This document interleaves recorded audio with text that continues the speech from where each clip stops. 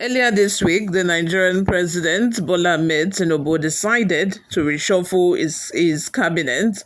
This included him sacking 6 of his ministers, one who had been previously suspended. Betta Edu, the Minister of Humanitarian Affairs, was now finally sacked, and 5 other people. Some were also demoted in the process, some were promoted. We are going to delve right into the details of today's news. The reason some were demoted, the reason, some were promoted. You guys will get to find out all that in the rest of this video. But before we go into the details, if you have not subscribed to this channel or this is your first time here, please make sure you subscribe, like this video most importantly. That way we are encouraged to put out more reliable and authentic news. Lastly, please leave your opinions in the comment section below as well. Demoted Minister Azoka-Anite, the hidden reason behind President Buhari's controversial decision. President Bola Tinubu has announced a major cabinet reshuffle following the Wednesday session of a Federal Executive Council, which included the reassignment of Doris Azoka-Anite, the Minister of Industry, Trade and Investment. Azoka-Anite, who faced backlash over her management style, has now been appointed as a state minister in the Ministry of Finance. Reliable sources have informed Saturday Punch that Azoka-Anite's removal from her previous position was primarily due to her alleged detachment from critical agencies and departments within her ministry. It was revealed that she moved her office from the official ministry premises to a different location in Abuja, which complicated communication and workflow for her staff. Ministry officials who wish to remain anonymous voiced concerns that Azoka-Anite's absence from the ministry negatively impacted operational efficiency and created a disjointed departmental environment. This change made it difficult for staff to perform their duties efficiently and maintain routine administrative oversight. A senior official from the ministry stated, "The ministry was too large for her to manage alone. We typically have 2 ministers, so it was unclear why the president appointed only her to oversee it. Unfortunately, she felt overwhelmed and preferred to work independently, avoiding collaboration with the various departments and agencies within the ministry. She frustrated industrialists with her self-styled administrative approach. Whenever we needed to sign documents, we had to leave the ministry to meet her at her new personal office, and many of the files we submitted often went unreturned. She had her own team running the ministry in her absence. I believe industrialists who were frustrated by her management style reported her to the president, ultimately leading to her demotion." What are your thoughts? Let's have them in the comment section below. The new Minister for Industry, Trade and Investment is now Dr. Jumoke Oduwole. Like I said, before we close this video, let's take a look at a few reactions from people online.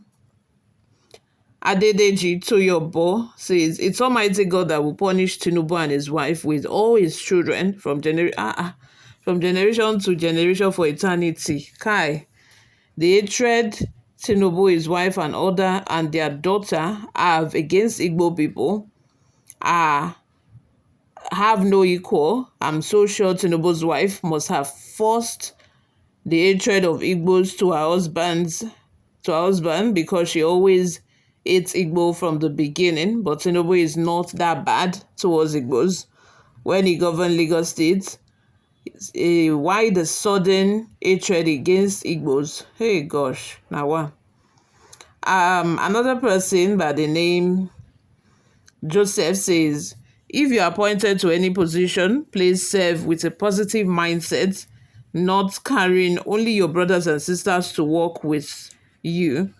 It is a good thing to carry your people along, but do carry others too, so that you will not overdo. This is what happened in NPHCDA, National Primary Healthcare Development Agency, when Chief Chris Elemua took only his people, and this cost him a lot. He squandered money, and this led him to his sack. It was former Minister of Health Ali Pat that begged for him. So I think it's just trying to say that if you're in any position of authority, you of course you want to have your own set of people that you can trust, but at the same time, it's really very important for you to carry other people along. Carry other people along. I remember when the spokesperson for Tinubu, the former one, the fair guy, I've forgotten his name now. Ajuri Ngelale, when he was sacked, that was one of the things that they said, according to reports, that they said worked against him because he only wanted to work with his own team. He did not want to work with other people. He wants to do things his own way, and that made him not to carry the members of his staff along, which is really bad. As a leader, you must carry everybody along. Nobody must be left behind. You must carry them along, delegate duties, delegate responsibility. And this woman, why will you even carry your office? She took her office away from where her staff was, and then she went to a different office entirely. So if they want to sign document, they will go and give it to her there. They will have to walk God knows how many kilometers to get to her office. And then most of the files were not even returned because of the distance. There was no connection. The workflow wasn't going really well.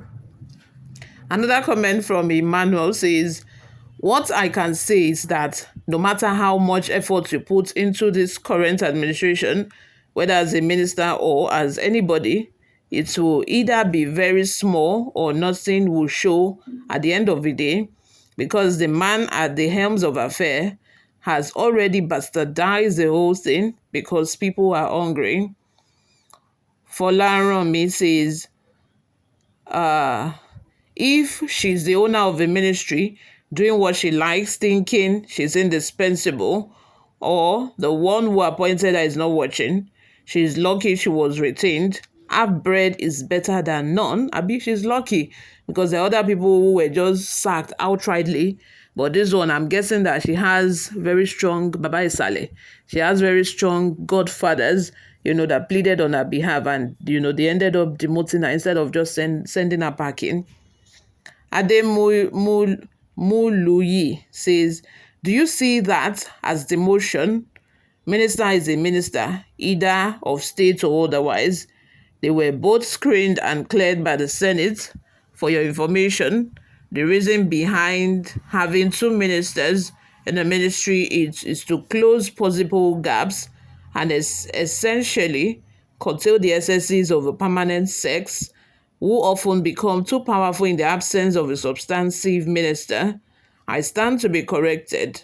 So he seems to think that, the commenter seems to think that minister is minister, whether it's state or whether it's for ordinary minister and as the same minister, they were both screened and cleared at the same time. Kenneth Uwokike says, they must always find reason to deal with the Igbos one way or the other. So it's not about ethnicity. The other Igbo woman was removed because they accused her of being too voice-vorous. Well done, Nigerian. Joseph Oja, no ministry is too big for one political appointee. There are DGs, Director Generals of departments. There are permanent sects. So the minister is figureheads. Except for personal selfish paroles, there is no need to shout. See am now, from trade, industry to finance. Is that by professional management status? It is obviously political. You all, what are your thoughts? What do you think about this? Let us know in the comment section. Thank you very much for always listening and watching. I will see you all in my next video. Bye for now.